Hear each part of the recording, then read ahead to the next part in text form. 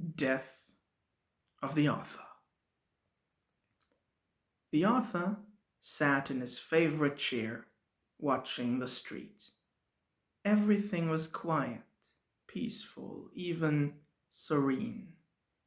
The trees were swaying as in a soft breeze. The sky was blue, no clouds in sight. Birds were singing, and because of the early hour, there was no movement on the street, save the wind blowing a few dead leaves through the gutter. It was a spring morning like one from a picture book, marked only by the fact that it was the middle of November. The author did not really consciously realize the date of this day, of course, this day on which he was going to die. There was a thought gnawing at the back of his head that something was amiss, but he could not put a finger to what it was exactly.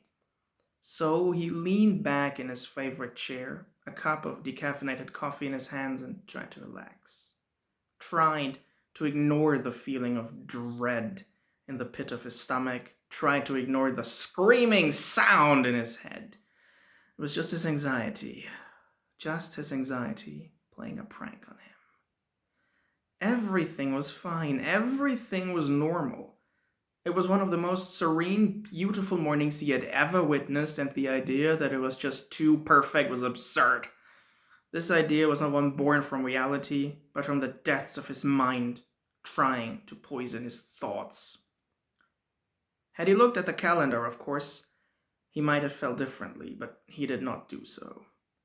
In fact, there were no calendars in his house, save for one in his office, but that was upstairs and he was downstairs, sitting in his favorite chair in the living room and watching the quiet street, trying to relax.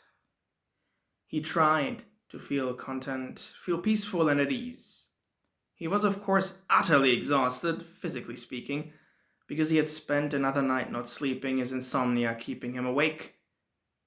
And he had been trying to do anything, yet he was being too exhausted to focus on anything besides the most mundane of tasks. He knew this waking hell, of course, and the fact that the scene outside his window was this peaceful felt like a godsend, like something consciously designed to help him relax and catch up on sleep. He did not have any plans for the day, so he could very well allow himself to doze off for a few hours to get some rest and recover some energy. There were a lot of things he should do, of course, but in his tired state, he felt not up to any of these tasks, felt not like he would be able to do anything besides sit in his favorite chair with a cup of coffee in his lap and try to relax, try to sleep. But try as he may, the scene did not relax him. An old cliched phrase raced through his mind. It's quiet. Too quiet. But that thought was absurd, utterly ridiculous. It was not too quiet. It was early in the morning, barely past sunset. Of course there would not be much traffic in a residential neighborhood like the one he inhabited. Later in the day, there would be traffic outside his window, there might be children playing, the mailman making his rounds, people driving to work, people returning from work, people throwing garden parties, people making love, people having fights. All sorts of life would happen later in front of his window, but for the moment, everything was quiet and peaceful, the calm before the storm. Another one of those tired phrases, naturally. Of course, had he known that he would die later today, he would have thought it strangely fitting, even if he still despised it for being so cliched. He yawned. The night had taken its toll on him. It had been the 27th night in a row that he had not been able to sleep.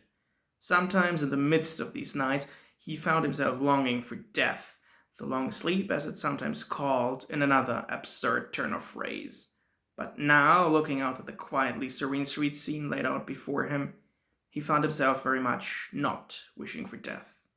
Not necessarily because his feelings from the night before had dissipated in the morning sun, but rather because he did not want to die on a bright spring day. He hated bright spring days normally, and the thought of dying during such a day was unbearable to him. He would prefer to die during a fog-filled autumn afternoon, have his soul leave behind the mortal coil and become one with the mists, dancing and weaving through the rotting trees, as the body became another decaying relic, thrown into the gutter and washed away by the rain. Thoughts like these seemed oddly ill-fitting to the spring morning he was watching, and yet some part of his brain liked to engage with these morbid thoughts. Not just during spring mornings, of course, but always, in every waking second. Being an insomniac, he had quite a lot of those. Mulling over the thought of becoming one with the autumn fog or quietly dying during the absolute stillness of winter, he again felt that weird sense of disconnect towards his surroundings, as if something was not quite right with the world. Of course, he tended to always think that something was not quite right with the world. He was an acclaimed writer of nihilistic short prose, and despite what some people might think, the dark and morbid thoughts running rampart within the pages of his books very much also ran rampant within the confines of his mind. Maybe they were even worse within the mind than within the book, for he was forced to confront them more directly. In a way, the thoughts that lingered within his books were nothing but the carcasses of the living thoughts assailing him at all times, collected by him and presented like a collection of slightly gruesome stamps. No, not stamps. Butterflies. He could see the image in his mind, overlaid as it were on the street before his house. All his thoughts, the dark and violent thoughts that were inside his head, each of them a giant butterfly with wings made of skin or viscera, with giant bulging eyes, the most grotesque paintings on their wings, and him on the prowl, as it were, carrying a large hunting rifle, trying to kill the thoughts, but only ever managing to hurt them, to make them more angry, to send the whole swarm at him, disappearing under a writhing mass of beating wings, forming the most ludicrous pictures. Then he would draw his hunting knife with a serrated edge and slice and hack and maybe even scream, and one or two or three of the butterflies would fall to the ground, hurt, bleeding ichor and blood and bile. And he would stamp on them and rip off their wings and carry them to another place within his mind, where he would lay them on a piece of vellum, drive a stake through their still beating hearts, for they were not dead despite the gruesome injuries they had sustained. And when he had collected enough specimens, he would be able to publish another book that was nothing more than an album of his specimens. It was a ridiculous little scene he imagined, sitting in his chair with his cup of coffee in his lap. And he knew that it was a ridiculous little scene, and yet he could not help picturing it vividly, seeing the glistening fluids, hearing the terrible sounds that the butterflies made, for they all were talking with the voices of human children, imitating the cries and screams of various animals, the whole scene at odds with the peaceful spring day in front of his window. The methodical part of his brain, of course, was overjoyed at seeing the little scene play out. After all, this scene held the seeds for yet another nihilistic prose piece, drawing attention to the absurdities that assailed the human mind day in, day out. But he could not bring himself to get up from his chair and walk upstairs to his office, where he would draft the story, first in longhand and then typing the manuscript into his computer. But he was too exhausted to actually perform any of these actions. He was, in fact, too exhausted to even get up and go to the bathroom, despite the dread in his stomach having gained in strength, making him feel sick. Of course, the dread in the pit of his stomach that made him sick, combined with the fact that he had not eaten in close to 27 hours, had only drunk decaffeinated coffee, that he had not slept in however many nights it were. He idly wondered how long he had been sitting in his favorite chair, overlooking the street. He could not remember brewing the coffee or sitting down or opening the blinds. He also could not remember having taken a single sip from the cup in his lap or even consciously looked at it. He had merely assumed that it was full of decaf, for after all, that was the usual state of affairs with cups he held in his lap. For the insomniac, of course, time has the habit of losing a lot of its perceived meaning. Seconds stretch into minutes, minutes stretch into hours. At the same time, of course, The insomniac lives at an accelerated pace while standing completely still, like a person moving with normal speed in a video that has been sped up. Every task takes longer and longer as the body slowly loses a lot of its momentum and the mind gets ever more scattered, ever more unfocused, yet never stops racing and jumping and thinking like a dog with 3 legs and a gunshot wound chasing its own tail. What kind of a metaphor was that? The author's whole body jerked upwards, appalled and slightly intrigued by the mental image of the dog. He could see the dog in the street, yapping and panting and never stopping its movements. The dog shivered violently in the cold as the snow kept falling on its mangy fur, dissipating in clouds of steam. It was a terribly vivid image, and it took the author several minutes of intense concentration to make it disappear, to restore the quietly serene spring scene to its former glory, to remove every trace of the dog or the derelict buildings in the background or the general air of decay that he had seen.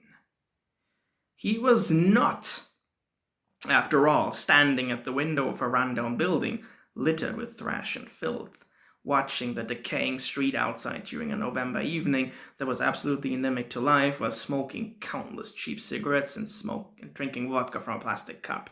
He was sitting in his favorite chair, watching the beautiful, serene street of his residential area on a wonderfully bright spring morning. The two images conflicted at several points, in fact, and he tried to focus not so much on their differences, but their similarities, the points where they intersected. Like the fact that in both these scenarios he had not been able to sleep for what felt like months, or the fact that his entire lower body felt as if it were simultaneously on fire and frozen solid.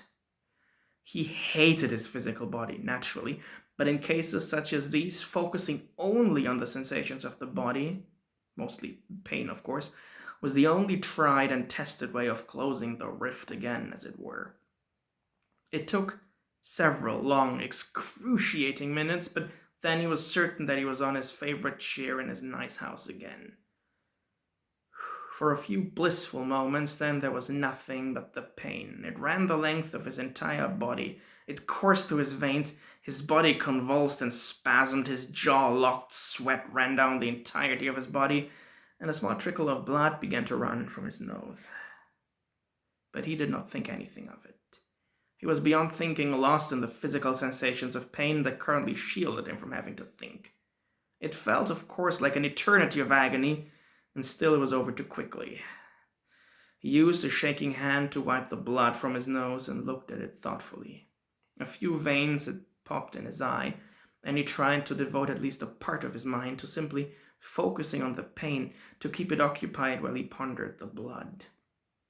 For in his thinking about the implications, he could not need his mind cooking up absurd and ridiculous images like the fact that his blood was in fact a thinking and feeling entity wholly separate from him that had decided that enough was enough and it would now leave his body as fast as possible to live somewhere else, somewhere less dark and jumbled. With an angry hiss of frustration, he wiped his hand on his silken pajama, leaving a red smear. It had not worked. He had gone through uncounted agonies, and still his mind was racing and coming up with ever new distractions, ever new absurdities. He realized that this had been the first time in a long while that he had heard his voice, heard himself making a sound. Even while in the throes of the most exquisite pain, he had never screamed. He wondered what it meant that he had made a hissing sound born of frustration and maybe even anger. Anger? Could he even feel such a thing? Did not the fact that he was an acclaimed purveyor of the weird mean that he was above feeling such pet emotions as anger? After all, his was an aloof pessimism that was aware of the fact that all life meant suffering and thus was, if not at peace with it, at least beyond actually feeling anything. He was cold and numb. At least he tried to tell himself this in order to calm and quiet his constantly working mind. A mind that he was as much the warden of as the prisoner, as should have become obvious by now. He knew that he was collecting material again for another 3 or 4 nihilistic prose pieces, written in his characteristic style, but he still did not feel like getting up. Now, maybe even less so than however much time ago, because now he was in pain. Not in enough pain to distract his mind, of course, and the pain was beginning to fade into the background, but the episode had taken its toll on him nonetheless. He felt even too weak to get up and take a shower or go to bed or take a shower and then go to bed. Apart from that, he did not even want to go to bed. He could picture himself lying on his back, staring at the darkened ceiling, seeing shapeless forms and formless shapes frolic about, performing the most ludicrous acts until it got all too much and he turned on the light and the TV to try and distract himself for a bit. And then, of course, his mind would unfailingly begin to take up some thread from the ball of yarn that the television program would present him with and spin it into new and utterly bizarre directions, until he would be lost in a swirl of color and sound and madness. No, better to remain seated in his favorite chair with his cup of coffee in his lap and watch the Serene Street scene. How long had he been sitting here in any case? Should the scene not have changed by now? The sun risen further, turning the morning into noon, the children go to or return from school, the fathers and mothers flocking to or escaping from their meaningless lives at work, the mailman making the rounds, yet there was nothing. The scene lay before him as if frozen and dead, still and unchanging, like a perfect winter scene. He could see the white field of snow stretching before his eyes into infinity and ever further, as he lay on his back in the bed, covered by a sheet of white linen and unable to tell where the linen ended and the snowfield began. And apparently someone had forgotten to turn on the heat because he was freezing. His veins were pumping ice, and he was freezing from within as blood began to pour from his nose and mouth, staining the beautiful whiteness around him, forcing death and decay into the virgin serenity of the snowfield. He writhed and jerked, but he was tied to the bed for whatever reason. They had tied him to the bed. But was he in a bed? Was he not standing at a window, sitting in front of a window, sitting at his desk, walking down the street? Scenes began to cycle through his mind faster and faster as the pain in his body grew to levels that were beyond even his own massively inflated threshold of endurance. And then he realized that today would be the day he died, whatever day it was, and he was glad, he was infinitely grateful that the whole fucking business would finally come to a close.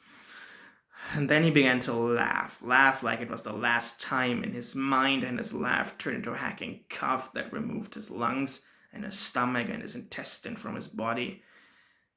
And then there was nothing left but the fog of an unending autumn over a decaying landscape.